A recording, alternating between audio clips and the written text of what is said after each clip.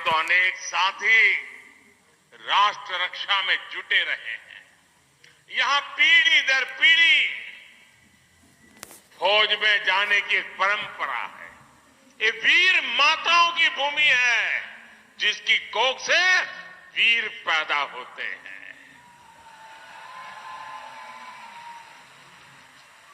देश की सीमा पर रक्षा करने के लिए कोई गांव, कोई घर ऐसा नहीं होगा जो देश के लिए जीता ना हो। झूठे वादे करने वाली ये कांग्रेस 4 दशक तक पूर्व सैनिकों को 1 रैंक 1 पेंशन के लिए लटकाती रही, भटकाती रही।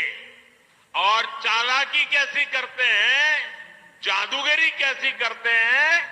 उन्होंने 2013 में 500 करोड़ रुपया का बजट में प्रबंध किया और जगह जगह कर मालाएं पहनी कि बस 1 रैंक 1 पेंशन हो गया। लेकिन देश के सैनिकों ने, देश के पूर्व सैनिकों ने, देश के पूर्व सैनिकों के परिवारजनों ने कांग्रेस से उम्मीद ही छोड़ दी थी। वो 4 दशक से झूठ बोल रहे थे। मोदी ने सैनिक परिवारों को OROP 1 रैंक 1 पेंशन लागू करने की गारंटी दी थी। उसे पूरा किया कि नहीं किया? पूरा किया कि नहीं किया? और ये कांग्रेस की जादूगरी देखिए, चालाकी देखिए, बेईमानी देखिए। 500 करोड़ की बात कही थी। OROP लागू होने के बाद पूर्व सैनिकों के परिवारों को अभी तक 90,000 करोड़ रुपए मिल चुके हैं। अब मुझे बताइए, क्या 500 करोड़ से कुछ हो सकता था? ये झूठ था कि नहीं था? 90,000 करोड़ लगा है। और इतना ही नहीं, ये भाजपा सरकार है जिसने हमारी बेटियों के लिए सेनाओं में भर्ती के दरवाजे खोले हैं। ये भाजपा सरकार है जिसने सैनिक स्कूलों के दरवाजे बेटियों के लिए खोले हैं। ये भाजपा की सरकार है जिस सरकारों ने व्यक्त की थी। हर कोई कहता था हां, देश के लिए जवान मरते हैं, सरकार का दायित्व, हर कोई कहते थे। लेकिन करने के लिए हर किसी को कठिनाई महसूस हो, और आज मुझे भी महसूस हो रही है। यह सरल काम नहीं है। मेरे देश के जवानों, आपने देश के लिए अपनी जिंदगी खपाई है। आपका मान सम्मान, इससे बड़ा हमारी जिंदगी में कुछ नहीं हो सकता। लेकिन ये मामला अति कठिन है। उसका प्रभाव पता नहीं कहां कहां पड़ सकता है। आने वाले दिनों में क्या क्या संकट आ सकते हैं। लेकिन मेरे देश के जवानों, हमने वादा किया और हम वादा निभा रहे हैं। आपको मालूम है, पहले वाली सरकार के लिए OROP क्या था? 500 करोड़ रुपए का कार्यक्रम था। 500 करोड़ रुपए। तो हमें भी लगा अभी 500 है तो चलो 700 हो जाएगा, 800 हो जाएगा, कर लो, क्या है। लेकिन जब हम गिनती करने के लिए बैठे तो हर रोज नई चीज आने लगी, हर रोज नई चीज आने लगी। कोश्यारी कमेटी, जिसका हमारे जवान बार बार उल्लेख करते हैं, उसको हमने देखा।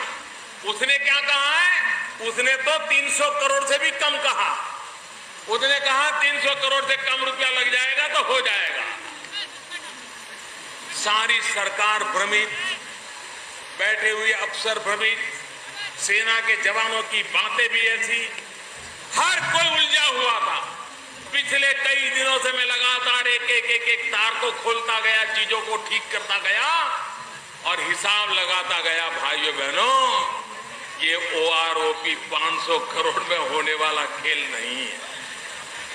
ये OROP 300 करोड़ रुपए में पूरा होने वाला काम नहीं है। जब हिसाब लगाया तो हिसाब बनता है 8 से 10,000 करोड़ रुपया का, 8 से 10,000 करोड़ रुपया।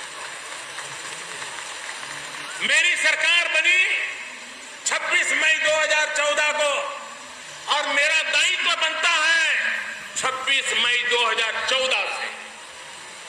ये जो प्रचार करने वाले लोग हैं, वो देश की जनता को और बात खस के हमारे जवानों को भ्रमित करने का पाप करते रहे। 26 मई को इस सरकार का जन्म हुआ, उसी दिन से हमने काम चालू किया, और कल हमने घोषणा की तो भी सरकार बनने के तुरंत बाद 1 जुलाई गिनने के लिए उचित रहती है, तो हमने 1 जुलाई से लागू करने का निर्णय कर दिया।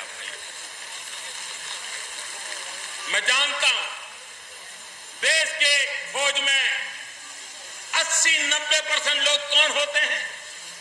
हमारी फौज में 80-90% वो जवान होते हैं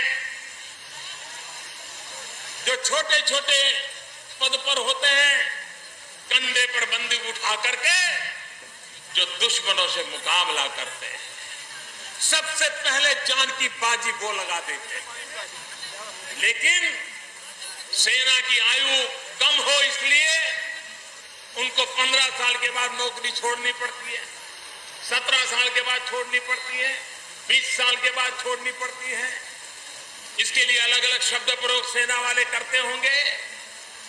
कुछ लोगों को लगता है कि जो 15 साल 17 साल नौकरी छोड़ के गए उनको OROP नहीं मिलेगा। मेरे जवान भाइयों बहनों, चाहे वो हवालदार हो, सिपाही हो, नायक हो, अरे आप ही तो देश की रक्षा करते हो। अगर ये OROP सबसे पहले मिलेगा तो आपको मिलेगा। ये BRS के नाम से आपको भ्रमित करने का जो प्रयास कर रहे हैं वो गलत कर रहे हैं।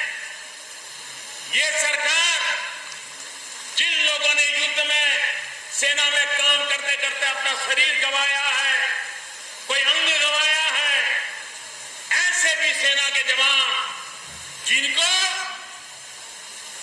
मजबूरन सेना छोड़नी पड़ती है, शरीर की देश के लिए शरीर का एक एक अंग बलि चढ़ा दिया है, उसको सेना छोड़नी पड़ती है। क्या वो OROP से वंचित हो जाएंगे?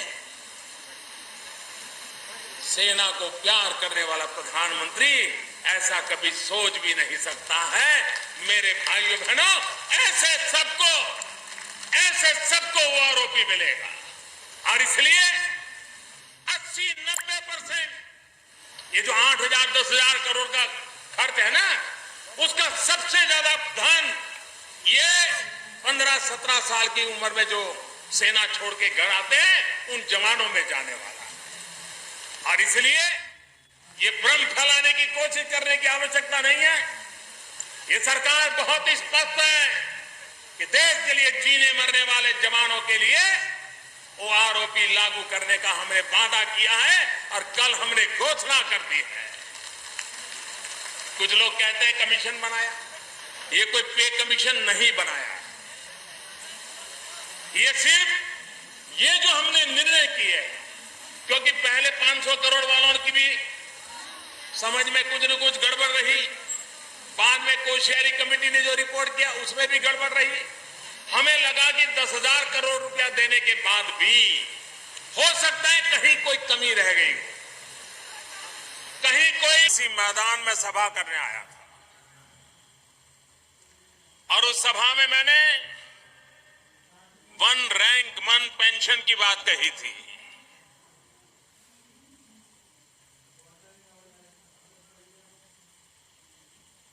और आज इस वीर भूमि में आकर के सेना के इन बहादुर जवानों को, उनके परिवारों को नतमस्तक होकर के बड़े संतोष के साथ कह रहा हूं कि आपका जो हक था, जिसके लिए आप लोग 40-40 साल से लड़ रहे थे, सरकारें आई गई, वादे बहुत हुए, चुलबुले भाषण भी हुए और कुछ लोगों ने तो 200-500 करोड़ बजट में डाल करके आंख में धूल झोंकने का भी प्रयास कर दिया, लेकिन किसी ने हिसाब नहीं लगाया कि वन रैंक वन पेंशन आखिर है क्या, आर्थिक बोझ कितना आएगा, कैसे करेंगे। कुछ नहीं किया। जब आकर के मैंने इस काम हाथ में लिया तो हर दिन नई चीज निकलती थी, हर दिन नई चीज निकलती थी, आर्थिक बोझ बढ़ता जा रहा था। मैं तो हैरान था कि पहले की सरकार वन रैंक वन पेंशन में 200-500 करोड़ सोचती थी, ये मामला तो 10,000 करोड़ से भी ज्यादा जिम्मेवारी का बन गया। किसी भी सरकार के लिए एक मुश्त 10,000 करोड़ रुपया देना काफी बहुत मुश्किल होता है। मैंने फौज के लोगों से बात की, मैंने कहा भाई ये मेरा वादा है और मैं तो फौजियों को बड़ा आदर करने वाला व्यक्ति रहा हूं, लेकिन मुझे आपकी मदद चाहिए। फौज के लोगों ने मुझे कहा मोदी जी बताइए क्या चाहिए। मैंने कहा भाई एक मुश्त तो नहीं दे पाऊंगा, क्या इसको 4 हिस्सों में टुकड़े कर दे तो चलेगा। मैं आज मेरे फौज के जवानों को नमन करता हूं, उन्होंने एक बात में मेरी बात को मान लिया और आज 4 किस्त में पहली किस्त का 5,500 करोड़ रुपए हम दे चुके हैं और किस्त भी ऐसे ही मैं दे के रहूंगा। वन रैंक वन पेंशन 40 साल से लटका हुआ सवाल, देश के लिए मर मिटने वालों का सवाल, ये सरकार है